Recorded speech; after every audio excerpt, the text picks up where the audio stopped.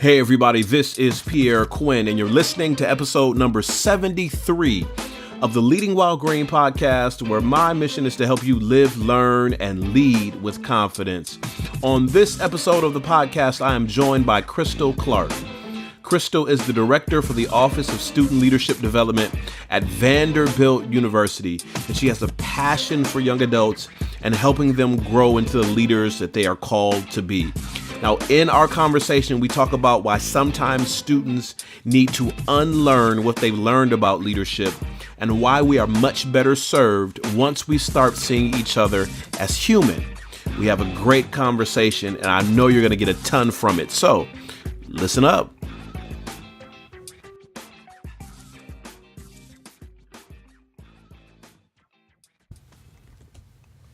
I want to start off by saying Happy New Year to each and every one of you. This is my first podcast episode of 2019, and I'm super excited that you have continued to join me. Or even if you're joining me for the first time, welcome, welcome, welcome. We're going to have an incredible journey this year as we grow as leaders. Got some incredible guests lined up, and I really want to continue to pour into you and help you leverage all of these conversations, all of these resources to help you grow as a leader. Here's how you can help me. You can hop over to iTunes. You can leave a 5-star review and some comments. You can share this on your social media. You can let people know about this Leading While Green journey that we're on. You can hop over to my website, pierrequinn.com. Check out my book, Leading While Green, that's available on Amazon. Check out my free course, 12 Ways to Grow as a Leader. And I also have a leadership intensive, my Leading While Green leadership intensive. You want to check that out too at my website, pierrequinn.com. Okay, my first guest of 2019 is Krystal Clark. Krystal is the director for the Office of Student Leadership Development at Vanderbilt University. Now, she's a native of Virginia and spent her undergraduate years at the College of William and Mary in Williamsburg, where she majored in Sociology and Psychology. Now, after graduation, Krystal decided to pursue a career in student affairs, and she earned her Master's of Education degree in college student personnel from the University of Maryland in College Park. 4 years as the program director for Fraternity and Sorority Life at Duke. Then she moved to Nashville to be the associate director of Greek life at Vanderbilt. And in 2015, she was promoted to the director of the Office of Student Leadership Development. Krystal is a passionate leader that's really committed to the next generation of leadership. And we have a great conversation. So here's my chat with Krystal Clark. I'm excited to be joined by Krystal Clark, the director for the Office of Student Leadership Development at Vanderbilt University. Krystal, thanks for joining us today. Yes, thank you so much for having me. Happy to be here. So Krystal, take us back to maybe your undergraduate years or growing up in elementary and high school. When did you first notice how big of a difference that leadership makes in the lives of other people? Well, I probably pretty early on for me, I grew up in a single parent family. And so my mom made it so that we had a lot of interactions with the community around us and making sure that we had a lot of exposure to different opportunities in our community, whether it was through church or through school or other enrichment activities that she found for us.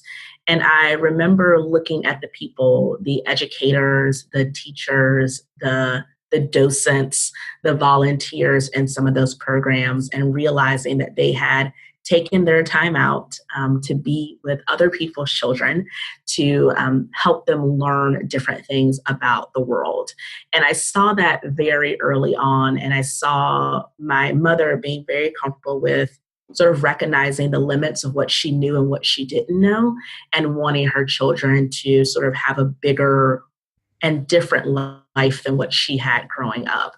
And so for me, I think I was always drawn towards those people who offered advice, who offered a helping hand, and who were really just trying to help us see past the front porch that we grew up on. And I think for me, that was the clearest form and earliest form of leadership for me.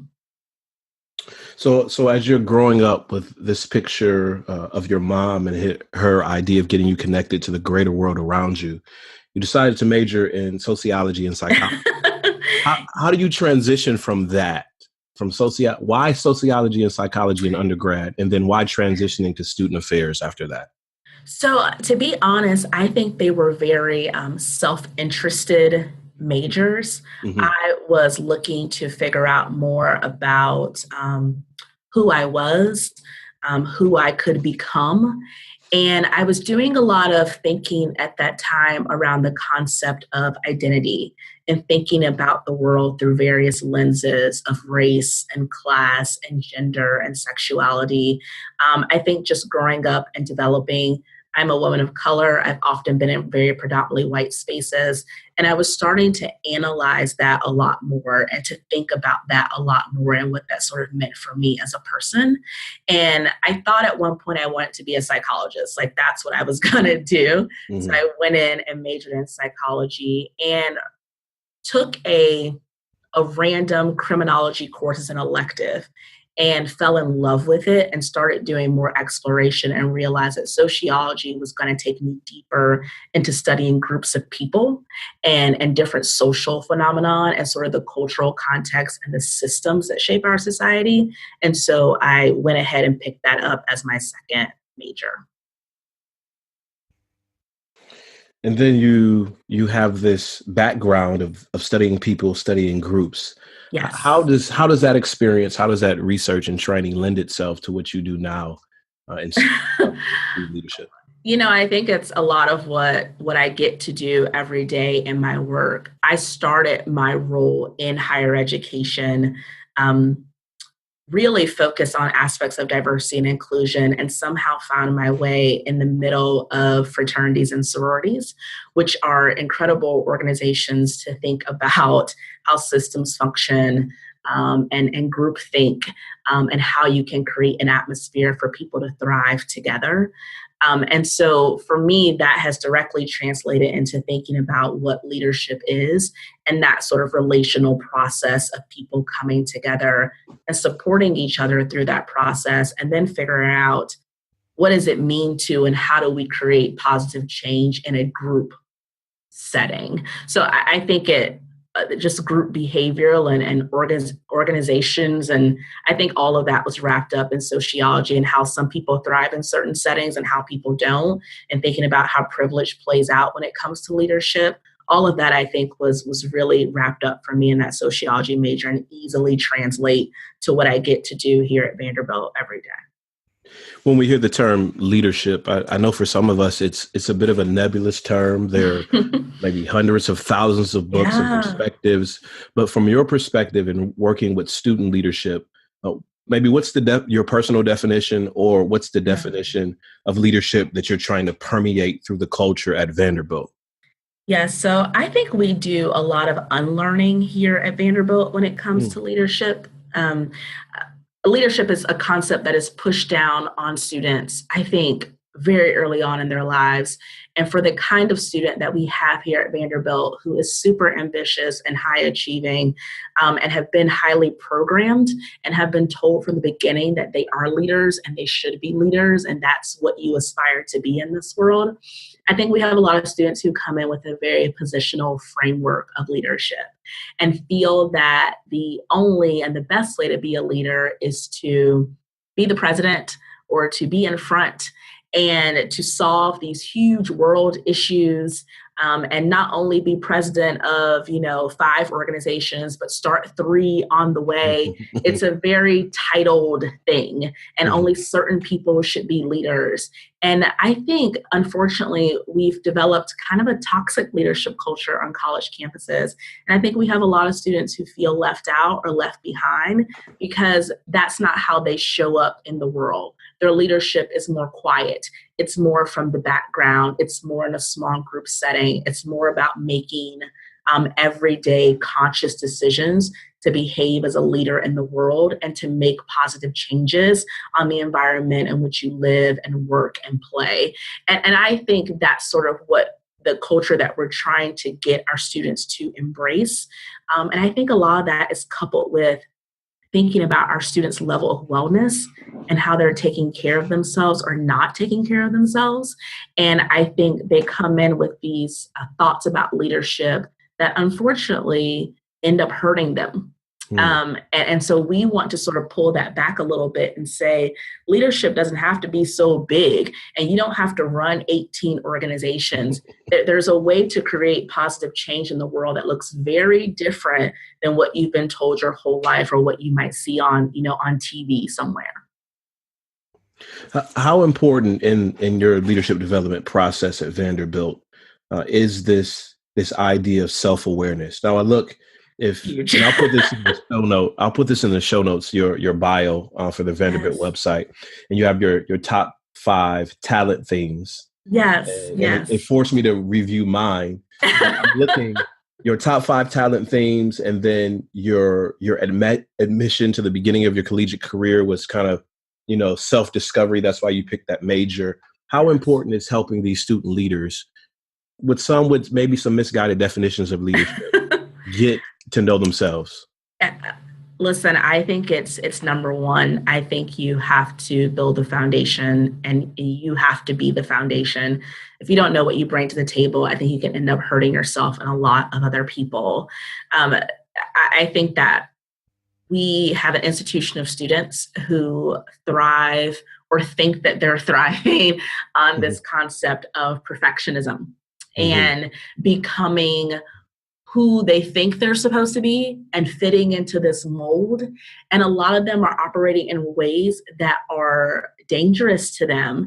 And it's really not the best way for them to show up in a space.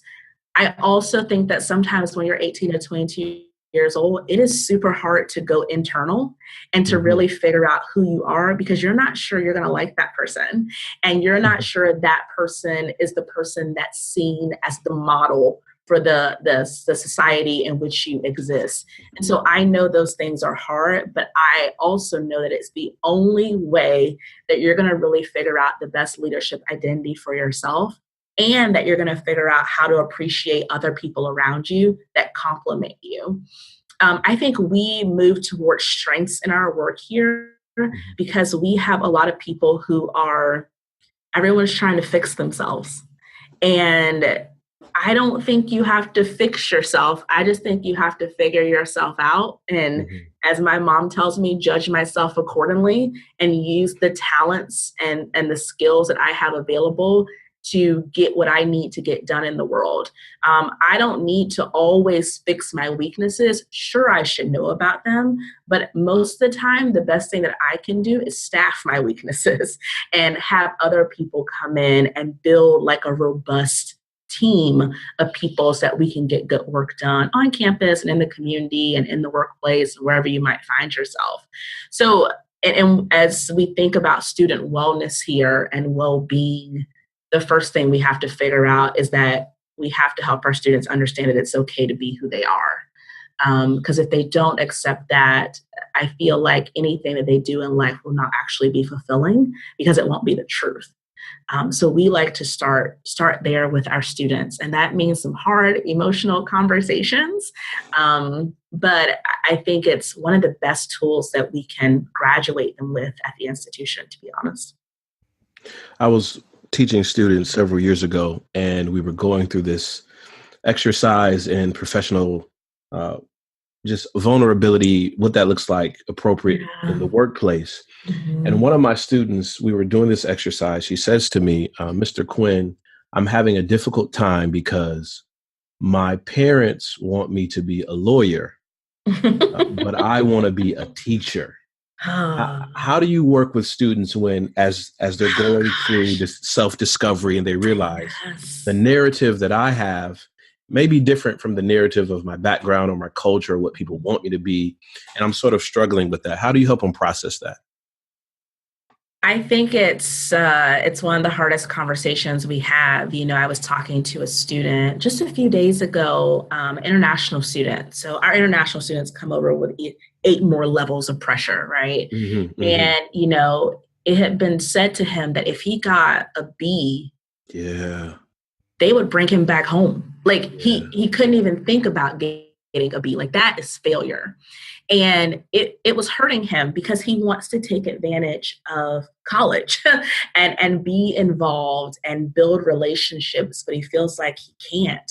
We had a young woman who, 4 of her top 5 are relationship oriented talents. But her culture is telling her, you need to execute and do and achieve. And that's what you need to do.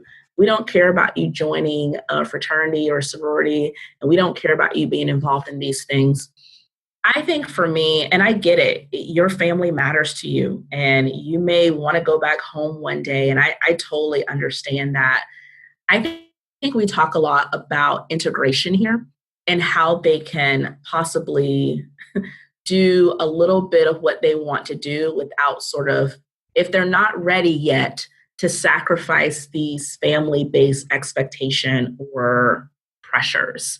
I think it's also important that we help them understand how to communicate clearly back to their home setting what they're doing and why it's of value and why it matters and why it's important to them, and that they can be contributing members of society doing these things. And some students grasp that and become very comfortable with it, or at least comfortable enough to do it, but still totally uncomfortable in having that conversation. But so I think for us here, it's about affirming who they are and that the way they're feeling is not wrong, like it's okay, and figuring out how they can do a little bit of what they want to do and live the life they want to live here without sacrificing what their mom or their dad or their uncle or their aunt or whoever is sort of putting that pressure on them. But it is super difficult. If someone is paying for you to be here, there's this feeling that I've got to do what they want me to do, right? Because what if they cut me off?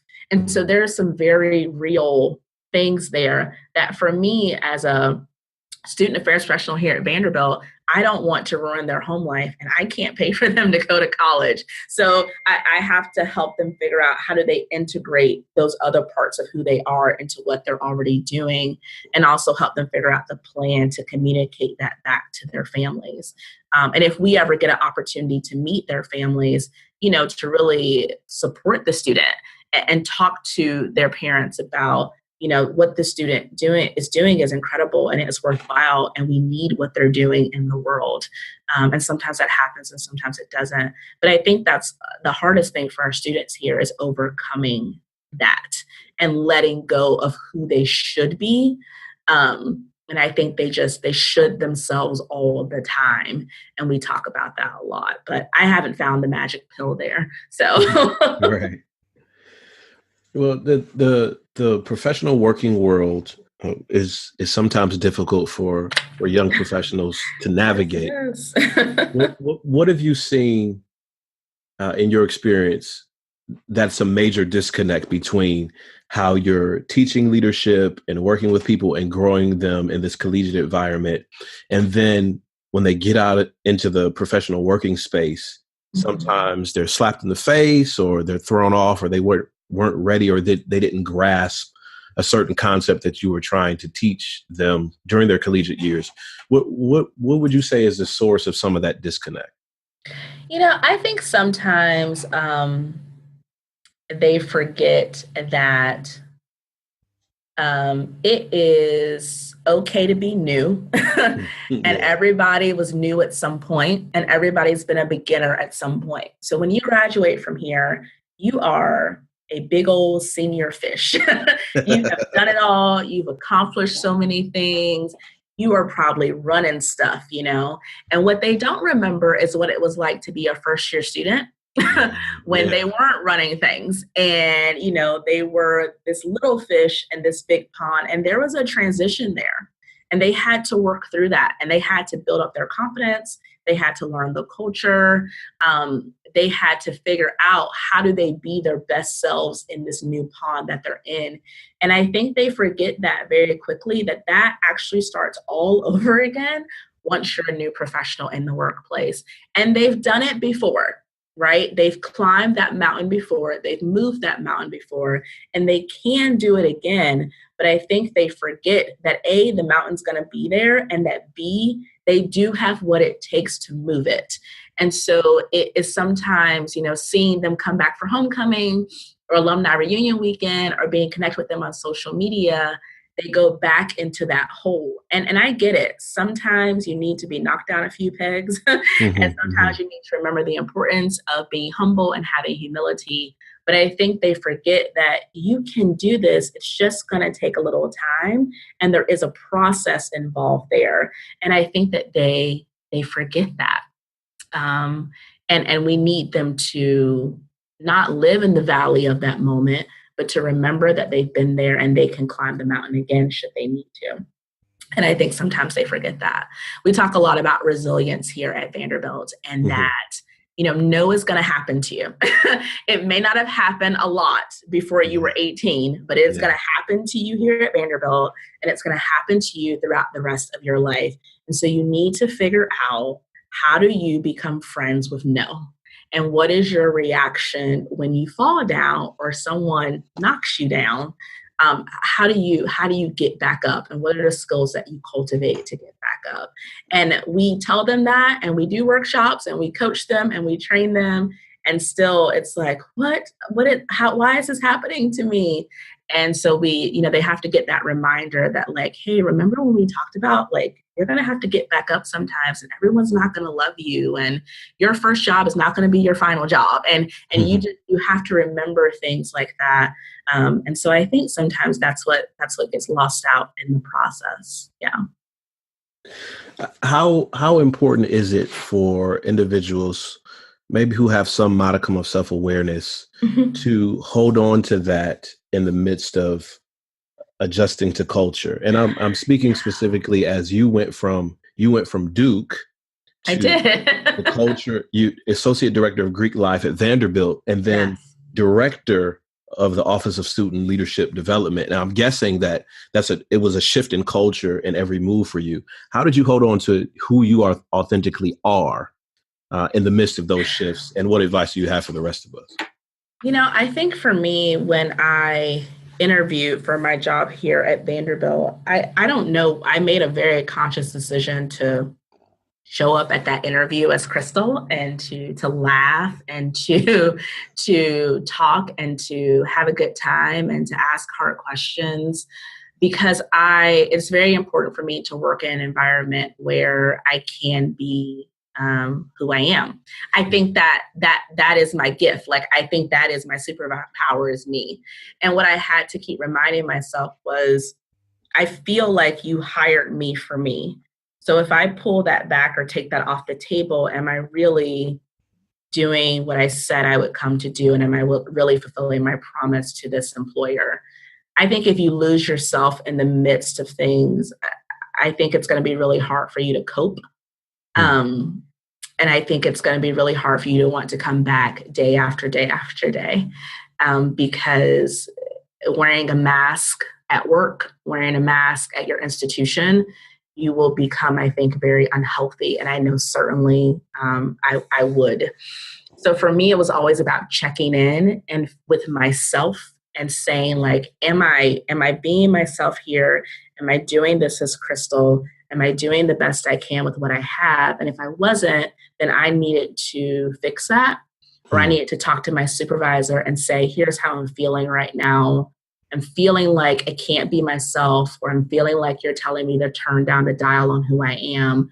What is that about? Is that something that we can talk about? Is that something that I'm just assuming and I'm being super hard on myself? And I think, fortunately, I've been able to have supervisors where I can have those conversations with. But I will say, it is a daily decision. And you call audibles, I think, all day long about how you're going to show up in a moment. And are you going to put the politics mustard around it? Or are you going to soften it with cotton balls? Or are you going to say, like, hey, this is what I'm thinking, and I'm putting it out here, and hope that people believe in you enough and are practicing, assuming positive intent, that they don't completely turn you away from the table or disinvite you from an opportunity. And so far, so good, but certainly not perfect. Yeah. I think for me, though, what's important is being able to sleep at night and being able to look at myself in the mirror. And if I can't do that, then I've got nothing. I've got absolutely nothing if I can't do that. And so if it becomes a point where I feel like you just don't want me, then I need to leave. Like, that is what needs to happen. And that's a hard moment. And that's a real adult moment to say, like, I'm out of here, because everyone has bills to pay. But I've got to find some joy in what I'm doing. In student affairs, you're not making $1 million. So there's got to be a different sort of motivation here and a different sort of joy. So. Let's bring this to the student level. I know we have some students that listen to this podcast. Yes. What if I'm in the middle of, I signed up to work with a club, or I'm club leadership, or I started a new program, and then I realize, okay, Miss Krystal, this is not working. Like, I don't know how to tell the team, or I don't know how to tell our sponsors. I don't even know how to talk to you right now, but I know I maybe need to switch clubs or go in a different direction. How do you help young people navigate that conversation? There's a book called Essentialism by Greg McKeown, which I think everyone should read, right? Like, I think everyone, that book is like it's a leading tome for my life. And he talks about the power of uncommitting. And I don't think people teach you how to uncommit. I think that people have been a lot better about teaching you how to say no from the beginning. But what about those moments where you're in the middle and you're like, you know what? No, thank you. And I think I always give our students an out when it comes to our programs. Mm-hmm. And I think some people think that that's crazy. But what I know is that you sign up for something in April. It may not start until September, and your life changes. Your priorities change, your classes change. You have this experience over the summer. And so for me, I always give our students a way to say, thank you, but no thank you. Maybe next time, or maybe not at all. And I'm not taking any hard feelings from that. I'm not taking that personally. I can't take anything personally that our students do. It is not about me. Like, they don't wake up in the morning trying to ruin my life. I know that for sure. But so I think for me, it's about saying to that student, what was the experience that you were expecting? And what are you not getting from that experiencing that is fulfilling your expectations? Do you want to try to make it work, or are you just ready to separate? Because then the next question is, how do we have the best conversation with who you need to talk to? Because you may not want to burn this bridge, right? And you want to do this in a very healthy way. So does that mean that you set up sort of a face-to-face meeting with the president of the club or the advisor or whoever it is? And we talk about, this was very interesting to me at this point. Here's how I want it to be here. Here's the experience that I'm having. But I just think it would be best for me, and likely for the group too, because I think people sometimes think that, oh my God, everyone's going to be upset. I would rather you walk away than you being like dead weight in an organization. Like, I would rather that any day of the week. And so if you're going to look at me and say, I can't fully commit, I cannot be present, I can't fulfill this assignment, I am not motivated, I don't have any passion for this, I would rather you walk away. And the person on the other side of the table might be upset for 5 minutes or 10 minutes, maybe even a day. Mm-hmm. But in so many ways, you have to save yourself from committing your time to things that just do not serve you. And that also might mean that you need to prepare some transition materials. Maybe you need to help them find a replacement for the role that you were playing. And that's just really good, healthy work to start learning how to do so that you're not leaving people hanging. I think it just depends on what the context is. But I think in so many ways, it's okay to examine who you are, represent that you've grown and changed in a different direction, and let's have a clear piece of communication about how this is not the best space for you right now. And then, that's it. And I that's okay. I don't think we give people freedom to do that enough, but I think we need to start to, because I think we could clear up some of those rows of people who don't want to be there, but they've already invested so much that they don't know how to walk away, or they feel uncomfortable walking away. Sometimes the questions surrounding walking away from a responsibility that I committed to, sometimes it's something totally different altogether. And let's go back to the resiliency piece before we end our conversation. What about, how do we help people, emerging professionals, young adults, college students, or anyone? How do we help them when when it's a tragic situation. Like I lost a parent this semester. Oh gosh. My sponsor, my parents said, we don't have any more money, or something happened in my life, or there was back home, there was a natural disaster or some national thing. Like, how do we get through? Because I'm here for school. Like my heart hurts, my mind, I'm distracted. But I'm here for school, or I'm here because I have to go to work every day. How do we use resiliency, and how do we support each other during those moments in a leader's life?